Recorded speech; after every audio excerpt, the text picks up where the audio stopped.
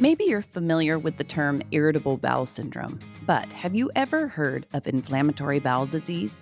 Unless you've experienced IBD firsthand, chances are good you've never heard of it, but it affects 1.6 million Americans. Today, we're talking about IBD with Dr. Rogelio Perez, a board-certified gastroenterologist with over 20 years of expertise in providing treatment for a wide variety of difficult GI disorders. He'll share information about the signs and symptoms of inflammatory bowel disease, how it can impact other body systems, and options for how to treat it. This is Baycare Health Chat, a podcast from Baycare Health System. I'm your host, Jamie Lewis. Dr. Perez, I want to start with signs and symptoms of inflammatory bowel disease. What should I look for if I suspect I might have IBD?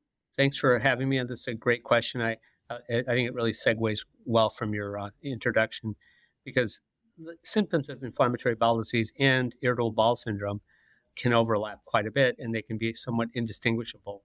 In fact, I think people frequently have heard IBS, as you said, and so people say I have IBS. But as I like to explain to patients, IBS is a diagnosis of exclusion, meaning you've excluded other diseases, and when you have this final diagnosis, we call it irritable bowel syndrome. And the reason I say that is because patients can have undiagnosed inflammatory bowel disease, and IBD is inflammatory bowel disease, as opposed to irritable bowel syndrome, which is IBS. So one is irritable bowel syndrome and one is inflammatory. But the symptoms can overlap. So not uncommon that people will have diarrhea with inflammatory bowel disease or IBD, but they can have diarrhea as well from IBS as well. In inflammatory bowel disease, constipation is uncommon. It would really be primarily diarrhea that people would have with IBD or inflammatory bowel disease. Abdominal pain, of course, and that could be cramping abdominal pain where people are getting pretty severe abdominal cramps, usually more so in the lower abdomen, but it can be anywhere from the belly button down. People will also get sometimes bloating or abdominal distension that can be pretty severe. It can be associated with other symptoms of nausea, bloating, diarrhea. Inflammatory bowel disease is an inflammatory process. It has systemic effects. And so when you have systemic inflammation, it can have symptoms like anything else. If somebody just will feel tired, they'll be weak, they might have low-grade fevers, they might have night sweats. They kind of feel like they almost have the flu, but really their only symptom is gastrointestinal symptoms. So it's like having almost like a inflammatory process or a flu-like symptom, but really it's because it's all driven from your gastrointestinal tract. Okay, so let's say you've diagnosed me with IBD and we need to talk treatment. What kinds of medications and treatment options are available to me? I try to tell patients it's really an exciting time because the whole field of gastrointestinal diseases and in particular inflammatory bowel disease has really kind of mushroomed quite a bit in the last several years. The options have really increased significantly. And I bring that up specifically because I think some people, either if they have family members or friends that have inflammatory bowel disease, in the quote, the old days, and the old days just being 20 years ago, we really had limited options. And definitely 25 years ago, we had limited options in medications, and people were either on a medication called mesalamine, or they were on steroids, oral steroids, prednisone. And unfortunately, prednisone, it can help, but it does cause a lot of side effects and symptoms. And the reason I bring that up is because it's not uncommon for me to see people who really have stories of being on steroids for prolonged periods of time and having a lot of the side effects from steroids from long-term steroid use. And really medicine and gastroenterology has changed quite a bit because we try to avoid steroid use if possible and try to minimize the dosage of the medication, the length of time that we have people on the medication, and use other medications that really have less side effects, but really are even more effective than the steroids. So I try to tell people we think of it as almost a pyramid. At the bottom of the pyramid is mesalamine medications, which I use the term kind of loosely, and I tell patients as too, they're anti-inflammatory medications. So, but I try to explain they're not really anti-inflammatory in the sense of like an anti-inflammatory that you would take like for Advil or Aleve or ibuprofen. Those are anti-inflammatories. Those are completely different. But they're anti-inflammatory. They can actually decrease the inflammation in the gastrointestinal tract, whether it's in the colon or the small intestine or even in the stomach. the medication is almost like a topical medication. So mesalamine is one category. And previously, as I was alluding to before, 20, 25 years ago, we only had one or two mesalamines. We really only had two. And now we literally have like 10 different mesalamines to use. So mesalamine is one category, and it has very little side effects. It's not absorbed, only maybe 5 to 10% of the medication is absorbed. It's safe during pregnancy. It's safe in children. So it's quite safe, and it's good for what we consider a mild to moderate disease. So if somebody has mild disease, it's really quite effective. For moderate disease, it can help, but it may not be as effective. Mesalamine would be one category. Then the next step up would be potentially steroids that we use that have what we call a first pass effect, which would be something that it gets cleared from your system and it doesn't have as much systemic side effects. Under this category, for example, would be budesonide, which is a steroid which gets cleared from your system. And as mentioned, it doesn't have as many of the systemic side effects. Right above that in that pyramid would be prednisone or solumedrol or prednisolone. Those are steroids. These are all oral medications. The mesalamine, the budesonide, and the steroids are all oral medications.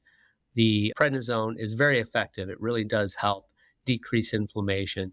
It helps frequently decrease the diarrhea. It helps decrease abdominal pain, but it's not good long-term medication. So we prefer other medications. In the short term, it's good at helping get people into remission. And that's why I try to explain to patients that we use it sometimes for short periods of time, 2 weeks, 4 weeks, 6 weeks, trying to get people under better control symptomatically and just get the inflammation under control and then transition to some other medication and not use that as a long-term medication. Then the next in the pyramid would be what we call biologic agents, which would be, now there's so much advertisement on television, we see things like Humira, Remicade. These are all medications that are biologic agents in the sense that they're proteins that are made, and they're a protein that's an antibody against something in your immune system to kind of block the immune system. Because inflammatory bowel disease, or IBD, is an inflammatory process driven by the immune system. And in the simplistic way of thinking about it, there's a disbalance in the immune system. And so it's almost overactive, but unfortunately that overactivity of the immune system is attacking our own bodies. So it's nothing that the person's eating or drinking or doing, but it's inflammation that your body's producing. And we try to block that inflammatory process or immunologic process. So we use these biologic agents, and Humira, Remicade, those things are against what we call anti-TNF medications. And those are intravenous medications that we give as injections or as an injection under the skin. Those became popular or first came out around the late 1990s, early 2000, and they're really kind of considered now the mainstay of treatment. But over the last several years, we've had a lot of other new medications that have less side effects than those and are as effective or even more effective. And consequently, they're safer. So we have new medications as well. Now we have some other injection medications that are more specific to the GI tract that block white blood cells from getting into different parts of the GI tract.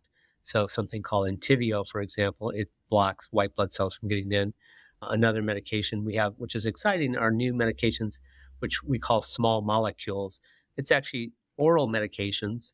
So instead of having to go on an injection medicine or an intravenous medication, we have some oral medications that are once a day, are very well tolerated, and really have been shown to decrease inflammation. These small molecules have really ballooned in the last 2 years or so, 2 to less 3 years. So there's quite a few options for inflammatory bowel disease now, and it's an exciting time right now. This being a disease of the GI tract, it stands to reason that what we eat is a factor with IBD. Can you talk a little bit about that? Absolutely. That's a good question. I think that it's a question that a lot of patients ask. And frankly, I think even myself, I've changed kind of my, I don't know, I don't want to say tune, but I think how we viewed things before. It's true. It seems like it's common sense that your diet is going to affect your stomach, your intestine, your colon. The general teaching before was that, and it's still to some extent, that if you eat certain foods that causes you symptoms, it might cause you abdominal cramps, might cause you some diarrhea. But by itself is not the cause of the inflammation. So if you ended up going out and eating a burrito somewhere and it gave you diarrhea, it's happened to all of us, but that didn't cause inflammation. It didn't cause the inflammatory process. It may have caused you to have some symptoms of diarrhea or maybe some cramps and maybe discomfort, but it didn't trigger inflammatory bowel disease. And so we, and myself included, would say, it's not necessarily that the food that you're having that's causing your flare up of your disease. So meaning if you can't give up certain foods and hopefully the disease will just abate and improve and go away. We do know now, and there's been a lot of studies just lately in the last several years showing that people are trying to study it more rigorously.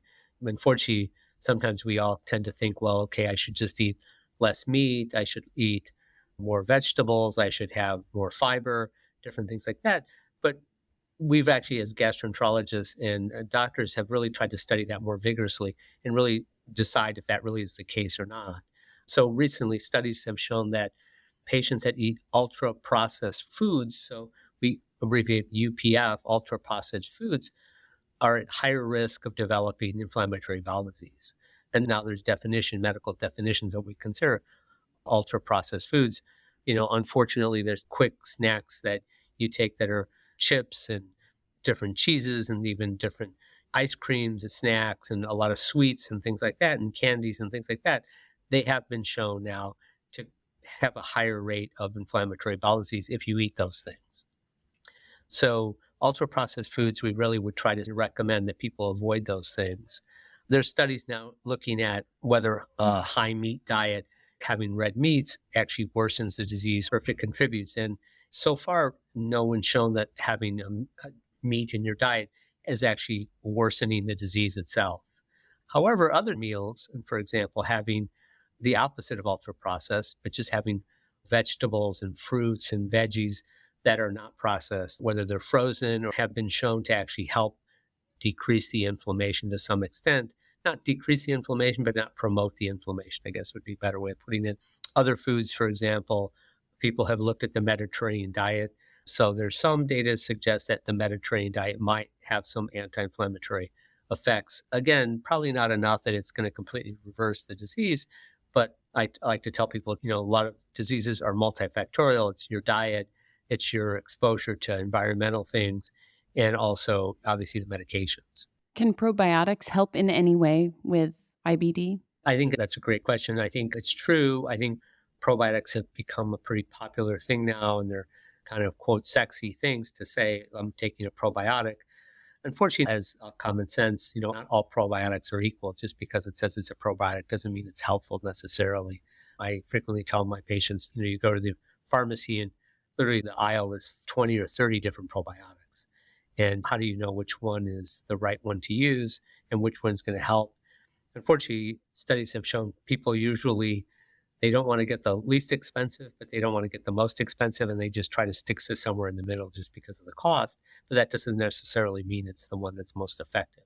So we have actually, and in fact, we think that part of the disease in and of itself of inflammatory bowel disease and even irritable bowel syndrome may be related to a dysbiosis or an imbalance of good bacteria and bad bacteria in our GI tract.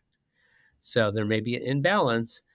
And if we obviously can get that in a better balance where the good bacteria are outweighing the bad bacteria. And I tell people all the time, our GI tract is full of good and bad bacteria, and there's almost a constant battle going on between the good bacteria and the bad bacteria.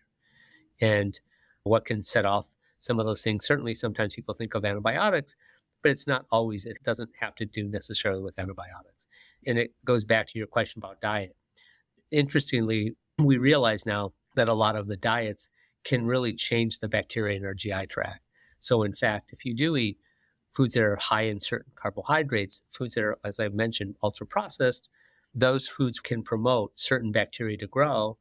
And foods that don't have those things, that are more vegetables and grains and fruits, don't promote the growth of some bacteria. So that's a simple example. Even exercise, for example, studies now show that even in people that do different types of exercise, whether you're a runner, whether you do different types of exercise, it alters the bacteria in your GI tract.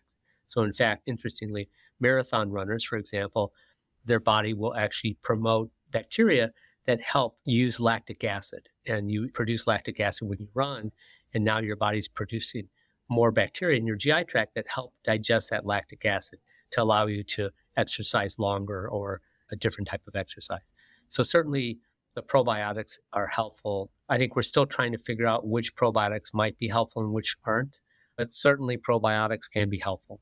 Well, of course, our body systems aren't independent of one another. So tell me, how does IBD affect systems outside the intestine? Interesting question. Patients and people can have symptoms outside of their GI tract and they don't realize that they're related or associated.